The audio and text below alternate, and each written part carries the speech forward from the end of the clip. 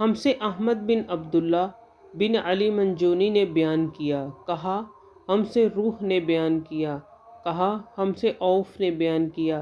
انہوں نے حسن بصری اور محمد بن سیرن سے، انہوں نے ابو ہریرہ رضی اللہ عنہ سے کہ نبی کریم صلی اللہ علیہ وآلہ وسلم نے فرمایا،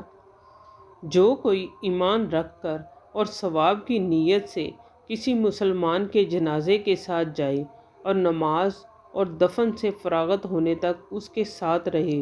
تو وہ 2 قیرات ثواب لے کر لوٹے گا۔ ہر قیرات اتنا بڑا ہوگا جیسے احد کا پہاڑ، اور جو شخص جنازے پر نماز پڑھ کر دفن سے پہلے لوٹ جائے تو وہ 1 قیرات ثواب لے کر لوٹے گا۔ روح کے ساتھ اس حدیث کو عثمان مؤذن نے بھی روایت کیا ہے۔ کہا ہم سے عوف نے بیان کیا، انہوں نے محمد بن سیرن سے سنا، انہوں نے ابو ہریرہ رضی اللہ عنہ سے، انہوں نے نبی کریم صلی اللہ علیہ وآلہ وسلم سے، اگلی روایت کی طرح۔